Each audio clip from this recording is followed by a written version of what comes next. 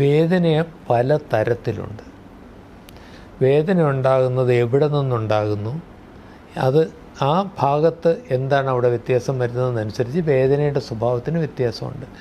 ഒരു ഏറ്റവും സിമ്പിളായിട്ടൊരു എക്സാമ്പിൾ പറഞ്ഞാൽ, കുഞ്ഞുങ്ങളുള്ളവർക്കെല്ലാം അറിയാം, പിള്ളേരിടയ്ക്ക് വയറ് പൊത്തി നിലവിളിച്ച് ഭയങ്കരമായിട്ട് കരയുന്നു. വയറിനകത്ത് കോളിക് എന്ന് പറയുന്ന വേദന. ഇത് പല രോഗത്തിലും അഡൽസിനും വരാം. അങ്ങനെയുള്ളതിന് നമ്മുടെ മോർഫിൻ പോലുള്ള മരുന്ന് കൊടുത്താൽ ചിലപ്പോൾ കൂടുകയുള്ളൂ. ഞരമ്പ് വഴി ഇപ്പോൾ നമ്മൾ ഒരു ഞരമ്പിനെ ബാധിക്കുന്നു, ഒരു ലങ് ക്യാൻസറാണ്, അതിവിടുത്തെ കയ്യിലേക്ക് പോകുന്നതിന് ബാധിച്ചു എന്ന് വിചാരിക്കുക. അത്തരം വേദനകൾക്ക് പൊതുവേ മോർഫിൻ്റെ വർഗത്തിലുള്ള മരുന്നുകൾ ലെസ് എഫക്റ്റീവായിരിക്കും. അപ്പോൾ ഞങ്ങൾ എന്താണ് ഈ പഠിക്കാനുള്ളതെന്ന് വെച്ചാൽ കുറേ മരുന്നുകളുടെ പേരും ഡോസും മാത്രമല്ല, ഇത്തരം പലതരം വേദനകളെ എങ്ങനെ ഐഡൻറ്റിഫൈ ചെയ്യാം. അപ്പോൾ ഈ വ്യക്തി ഇവിടെ കൈ മുഴുവൻ വേദന എന്ന് പറഞ്ഞാൽ അപ്പോൾ എനിക്ക് സംശയം തോന്നും, ഒന്നുകിൽ ഞരമ്പിനെ ബാധിച്ചിട്ടുണ്ട്, അല്ലെങ്കിൽ ഇങ്ങോട്ടുള്ള രക്തക്കുഴലിനെ ബാധിച്ചിട്ടുണ്ട്. അപ്പോൾ വേദന അവിടെ മാത്രമാണോ, വേറെ എങ്ങോട്ടേലും പോകുന്നുണ്ടോ, വേദനയുടെ രീതി എന്താണ്, ചിലരുടെയും തീ പൊള്ളുന്ന പോലെ, അങ്ങനെയൊക്കെ ഓരോ ഡിസ്ക്രിപ്ഷനുണ്ട്. പെയിനിൻ്റെ ഡിസ്ക്രിപ്ഷൻ നോക്കും.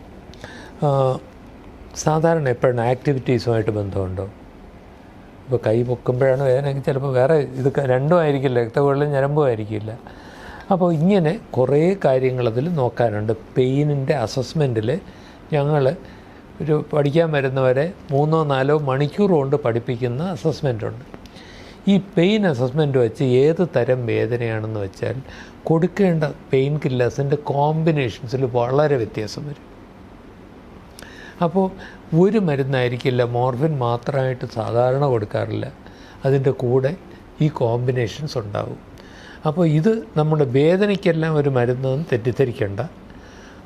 പലതരം വേദനകൾക്ക് ഡിഫറൻറ്റ് ഡ്രഗ് കോമ്പിനേഷൻസ് വേണ്ടി വരും. ചിലപ്പോൾ അതും മതിയാവില്ല, ചിലപ്പോൾ ഞരമ്പുകളിലൊരു തരിപ്പിക്കാനുള്ളൊരു ഇഞ്ചക്ഷൻ വയ്ക്കലായിരിക്കും വേണ്ടത്, അതിൻ്റെ കൂടെ മരുന്നുകൾ വേണ്ടി വരും. അപ്പോൾ ഇതാണ് അതിൻ്റെ ഒരു പ്രശ്നം. ഈ പഠനമാണ് നടന്നിട്ടില്ലാത്തത്. അപ്പോൾ വളരെ അവരവരുടെ സ്പെഷ്യാലിറ്റിയിൽ വളരെയധികം പഠിച്ച ഡോക്ടർമാർ പോലും ചിലപ്പോൾ ഈ പഠനം നടത്തിയിട്ടുണ്ടാവില്ല. ഇതിനൊക്കെയാണ് ഈ ന്യൂറോ പാലിയേറ്റീവ് കെയറൊക്കെ ചെയ്യുന്നത്. പലതരം ന്യൂറോ രോഗങ്ങളിലും പലതരം വേദനകളുണ്ടാകും. പക്ഷേ അതിനെ ലോജിക്കലായിട്ട് ശാസ്ത്രീയമായിട്ട് ചികിത്സിക്കുമ്പോഴാണ് വ്യത്യാസം വരുന്നത്. അതാണ് പാലിയേറ്റീവ് കെയറിൽ ഇപ്പോൾ ഉള്ള വ്യത്യാസം. നാളെ ഒരു കാലത്ത് മിക്കവാറും ഡോക്ടർ, ഇപ്പോൾ ഒരു യൂറോപ്യൻ കൺട്രിയിലെ പോലെ, അവിടെ എത്രയോ കാലമായിട്ട് ഇത് പാഠ്യപദ്ധതിയിലുണ്ട്. ഏത് ഡോക്ടറും ഈ കോമ്പിനേഷൻസ് ഉപയോഗിക്കും, ഏത് ഡോക്ടറും മോർഫിൻ പ്രിസ്ക്രൈബ് ചെയ്യും. അതിന് ഇവിടെ വേണ്ട, പാലിയേറ്റീവ് കെയറിലൊന്നും വരണ്ട. പക്ഷേ കുറച്ച് ബുദ്ധിമുട്ടുള്ള തരം വേദനകളാണെങ്കിൽ അവർ ആ തരം കോമ്പിനേഷൻസ് കൊടുത്ത് ആ വേദനയെ ചികിത്സിക്കേണ്ടി വരും. ബുദ്ധിമുട്ടുള്ള തരം വേദനയാണ്, എനിക്ക് നോക്കിയിട്ട് പറ്റുന്നില്ല, അതുപോലെ ഞാൻ I am sending a patient to you, very difficult to control his pain എന്ന് പറഞ്ഞാൽ പാലിയേറ്റീവ് കെയറുകാർക്ക് കുറച്ചുകൂടെ അത് ഹാൻഡിൽ ചെയ്യാൻ പറ്റും. അല്ലാതെ ഈ വേദന നമ്മൾ വേദന മാറ്റാനും അയാളുടെ വേദന ഒന്ന് കുറയ്ക്കാനും പുതുതായിട്ട് അങ്ങനെ എന്തെങ്കിലും മരുന്നുകൾ മോർഫിൻ എന്ന് പറഞ്ഞാൽ നമ്മൾ പറഞ്ഞ് കേൾക്കുന്ന ഒരു സാധനമാണ് പഴയകാലം മുതലേ. ഇപ്പോൾ പുതിയ കാലത്ത് ഇത്തരം ഇതിനെ നിയന്ത്രിക്കാനൊക്കെയുള്ള മാനേജ് ചെയ്യാൻ കഴിയുന്ന വിധത്തിൽ, കൺട്രോൾ ചെയ്യാൻ കഴിയുന്ന വിധത്തിലുള്ള പുതിയ മരുന്നുകളുണ്ട്. പക്ഷേ ഇപ്പോഴും ശതാബ്ദങ്ങളുടെ പഴക്കമുള്ള മോർഫിനാണ് mainstay of cancer pain treatment. പലതിനും ഉപയോഗിക്കാമെങ്കിലും. അപ്പോൾ ഇതിൽ ഒരു മരുന്നുകളാണെങ്കിൽ ഒരു 3 തരം മരുന്നുകൾ മാത്രമല്ല, അത് ഞാൻ പറയാം, 3 വർഗത്തിൽപ്പെട്ടതെന്ന് വയ്ക്കാം.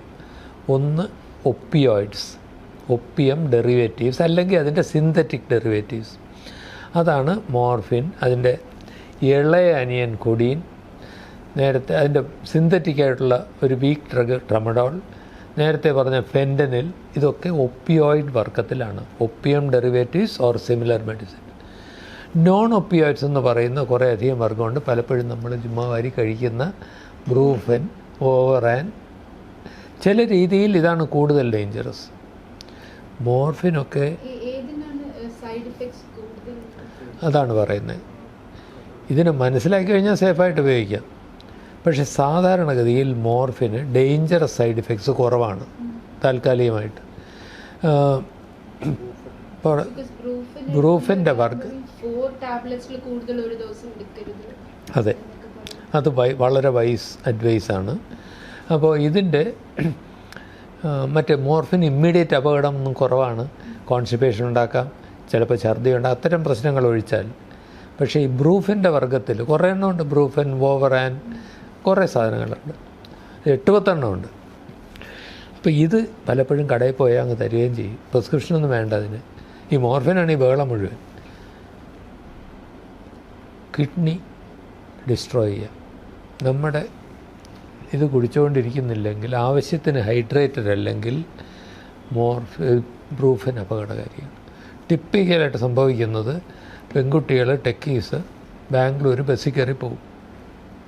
പെൺകുട്ടികൾക്ക് പിന്നെ ഈ ടോയ്ലറ്റ് കിട്ടാൻ പാടാം, വെള്ളം കുടിക്കില്ല, ഡിസ്പെനോറയ്ക്ക് ഒരു ഗുളികയും കഴിക്കും. ഇത് റിസ്ക്കിയാണ്. ഇത് കാരണമാണ് കിഡ്നി ഡാമേജ് നമ്മൾ അറിയുകയില്ല, കുറേ നാൾ കഴിഞ്ഞിട്ടായിരിക്കും നോക്കുന്നത്. വയറിന് ഗ്യാസ്ട്രൈറ്റിസ് ഉണ്ടാക്കാം, അതിനൊരു പ്രിവെൻറ്റീവായിട്ടൊരു മരുന്ന് കൊടുത്തിട്ടായിരിക്കും സാധാരണ തരുന്നത്.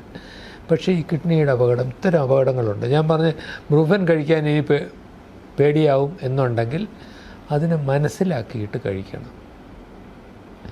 ശരീരത്തിന് രക്തം വാർച്ചയുള്ള രോഗാവസ്ഥയുള്ളപ്പോഴേക്ക് അത് നല്ലതല്ല, അത് കൂട്ടും. ബ്ലീഡിങ് ഉള്ള ഒരു വ്യക്തിക്ക് ബ്രൂഫനൂടെ കഴിച്ചാൽ ബ്ലീഡിങ് കൂടാൻ സാധ്യതയുണ്ട്. 2014 എക്സാക്ട്ലി 10 വർഷമായി ഈ വേൾഡ് ഹെൽത്ത് അസംബ്ലിയുടെ ഒരു വേൾഡ് ഹെൽത്ത് അസംബ്ലി എന്ന് വെച്ചാൽ ലോകാരോഗ്യ സംഘടനയുടെ ഡിസിഷൻ മേക്കിംഗ് ബോഡിയാണ്. അവരുടെ ഒരു ഡിക്ലറേഷൻ ഉണ്ടായിരുന്നു. അത് ഒരു റെസല്യൂഷൻ, ഭാരതവും അതിൻ്റെ സിഗ്നറ്ററിയാണ്. അത് പറഞ്ഞത് എല്ലാ രോഗചികിത്സയോടൊപ്പം പാലിയേറ്റീവ് കെയർ ഇൻ്റഗ്രേറ്റ് ചെയ്യണം എന്ന് പറഞ്ഞാൽ MBBSന് പഠിക്കുന്ന ഓരോ വിദ്യാർത്ഥിയും ഇതും കൂടെ പഠിക്കണം. വേദന ചികിത്സിക്കാൻ പഠിക്കാൻ എന്താ പാട്? പഠിക്കണ്ടേ? ഏത് ഡോക്ടറും അറിഞ്ഞിരിക്കണ്ടേ? ഏത് നഴ്സും അറിഞ്ഞിരിക്കണ്ടേ? അങ്ങനെയല്ലേ വേണ്ടത്? ഒരു സാമാന്യ നീതി ഉണ്ടെങ്കിൽ രോഗത്തിന് മാത്രം പഠിക്കുകയാണോ വേണ്ടത്? കഷ്ടപ്പാട് പഠിക്കണ്ടേ? അപ്പോൾ അങ്ങനെ പഠിക്കണം എന്നുള്ളതാണ് അതിൻ്റെ പുറകിലുള്ള തത്വം. എന്തുകൊണ്ടതല്ലാത്തതെന്ന് ഡോക്ടർ അല്ലാത്തത് കൊണ്ട് ആ ചോദ്യം മനസ്സിൽ വന്നു. ഞങ്ങളിത് പഠിച്ചത് മുഴുവൻ രോഗത്തിനെ പറ്റിയായിരുന്നു. അപ്പോൾ ഇങ്ങനൊരു ചുമതലയുണ്ടോ, അതിപ്പോൾ എങ്ങനെയാണെന്ന് ചോദിക്കുന്നൊരു സ്ഥിതിയായി. പക്ഷേ എന്തുകൊണ്ടങ്ങനെ ആയിപ്പോയി എന്ന് വെച്ചാൽ അതിൻ്റെ ഒരു പുറകിലേക്ക് പോയാൽ വലിയ പല കാര്യങ്ങളും ഉണ്ടാകും. ഒരു അരനൂറ്റാണ്ടിൽ നമ്മൾ കൂടുതൽ ഉപകരണങ്ങളിൽ കൂടുതൽ ശ്രദ്ധ പതിപ്പിച്ചു. ഈ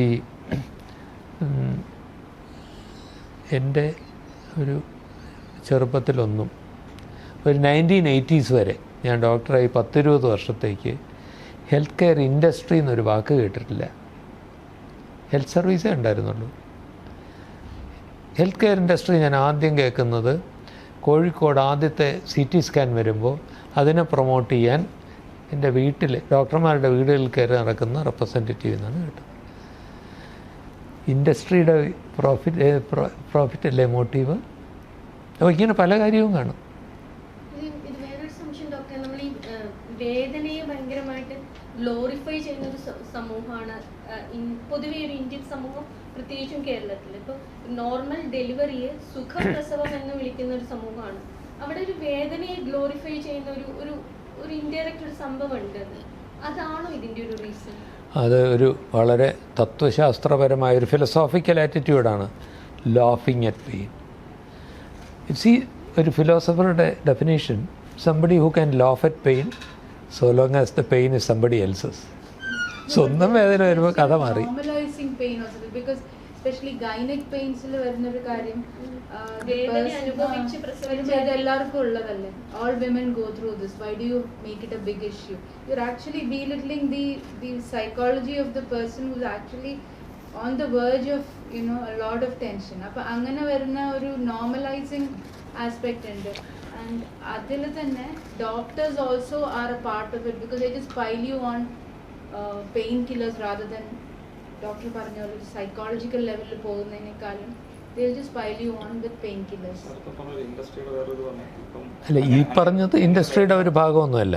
അല്ല, ഞാൻ പറയുന്നത് ഇപ്പം ഡെലിവറിക്ക് പെയിൻ ഉണ്ടെങ്കിൽ painless delivery option epidural injection എടുക്കാമെന്ന് പറഞ്ഞ് അങ്ങനെ അത് മാർക്കറ്റ് ചെയ്യുന്ന ആളുകൾ വേറെ സെപ്പറേറ്റ് വിങ് ഉണ്ട്. അവർ നമ്മളെ സമീപിക്കും, നിങ്ങൾക്ക് ആ ഓപ്ഷൻ തിരഞ്ഞെടുക്കണം, അങ്ങനെ എടുക്കുകയാണെങ്കിൽ നിങ്ങൾ ഇത്ര പേ ചെയ്യണം, ഇങ്ങനെ ആയിരിക്കാം എന്ന് പറയുന്നുണ്ട്.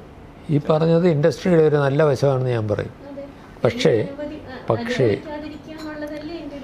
അൾട്ടിമേറ്റ്ലി അതാണല്ലോ, ഏത് രീതിയിൽ പെയിൻ ഇല്ലാതാക്കാൻ പറ്റുമോ അതൊക്കെ ചെയ്യണമല്ലോ നമ്മൾ. അല്ല, ഇതിപ്പോൾ ആണുങ്ങൾക്കും പറയാൻ എളുപ്പമുണ്ട്. അതങ്ങനെയാണ്. ചിലപ്പോൾ നമുക്ക് റിലിജിയസ് ഇതിന് ഒരു കൊട്ടേഷനും ഒക്കെ പറയാം. In pain shall thou bring fourth children എന്ന് പണ്ട് അവയെ ശപിച്ച കഥ വരെ പറയാം. പക്ഷേ അതിന് മറുവശം ഒരു ആദ്യത്തെ ഏർലി കാലത്തെ ഒരു വേദന ചികിത്സിച്ച ഒരു അനസ്തേഷ്യ കണ്ടുപിടിച്ച കാലത്തെ ഒരാൾ പറഞ്ഞു, അത് ഒറിജിനൽ ഹീബ്രുവിൽ പെയിൻ എന്നല്ല വാക്ക്, വിത്ത് ലേബർ എന്നുള്ളതായിരുന്നു. ലേബർ എന്ന് പറയുമ്പോൾ തന്നെ കുറച്ച് ജോലിയുണ്ട് എന്നേ ഉണ്ടായിരുന്നുള്ളൂ. അപ്പോൾ ആ സാധനം നിൽക്കട്ടെ. ഇവിടെ ആണുങ്ങൾക്ക് അത് പറയാൻ എളുപ്പമാണ്. പക്ഷെ പലപ്പോഴും ഞാൻ രണ്ട് പറ്റതാ, ഇങ്ങനെ കിടന്ന് വെള്ളം വയ്ക്കാനൊന്നുമില്ല, അവിടെ കിടന്നാൽ മതി, വളരെ കോമൺ. ഇതിലൊരു കാര്യം, ഇത് ടൈം ലിമിറ്റഡാണ്. നമുക്ക് ഒരു 1.5 വർഷം നീണ്ടു നിൽക്കുന്ന ഒരു വേദനയാണെങ്കിൽ ഈ അനുഭവിച്ച വ്യക്തി ഇത് പറയില്ല. കുറച്ച് കാലം കൊണ്ട് കഴിഞ്ഞല്ലോ 2 എണ്ണം മതി എന്ന് പറയുന്ന ഒരവസ്ഥയിലെത്തും മനസ്സ് ആയിരിക്കാം. പക്ഷേ ഈ പറഞ്ഞത് ഒരു philosophical attitude to pain actually works only when ആ വേദന അനുഭവിക്കുന്നത് വേറെ ആരെങ്കിലും ആണെങ്കിലേ ഉള്ളൂ. ഞാൻ 3 സാധാരണ മതത്തിലെയും വലിയ ആചാര്യന്മാരെ ചികിത്സിച്ചിട്ടുണ്ട്. ഈ വേദനയെ ആ തുടക്കത്തിലൊക്കെ ഉണ്ടാവും, dissociate mind from the body. Ramana മഹർഷിയുടെ കഥ. രമണ മഹർഷിക്ക് ഓപ്പറേഷൻ ചെയ്യാൻ നേരത്ത് സർജൻ ചോദിച്ചു അനസ്തീഷ്യ തരട്ടെ, അതിന് മുമ്പ് അനസ്തീഷ്യ തരട്ടെ എന്ന് വെച്ച് വേണ്ടെന്ന് പറഞ്ഞു. ചെയ്തുകൊണ്ടിരിക്കുമ്പോൾ ഇങ്ങനെ ചോദിച്ചു, ഡോണ്ട് യു ഹാവ് പെയിൻ? ഉടമ്പുക്കിരുക്ക് എനക്കെന്നാ, ഓക്കെ, ശരീരം വേദനിച്ചോട്ടെ, എന്നെ അത് അഫക്റ്റ് ചെയ്യുന്നില്ല എന്നും പറയുന്നത് ഒരു ടൈം ബൗണ്ട് പെയിനിലേ പറ്റൂ. അത്രയും ശക്തി എനിക്കൊന്നുമില്ല അങ്ങനെ ഉള്ളവർക്ക്. പക്ഷേ അദ്ദേഹവും 3ാമത്തെ ക്യാൻസർ ബാധിച്ചു കഴിഞ്ഞ് പിന്നെ ഓപ്പറേഷൻ ചെയ്യാനൊക്കെ ഇല്ല എന്നുള്ള സ്ഥിതിയായപ്പോൾ രാത്രിയിൽ കിടന്ന് കരയുന്നത് പുറത്ത് കേൾക്കായിരുന്നു.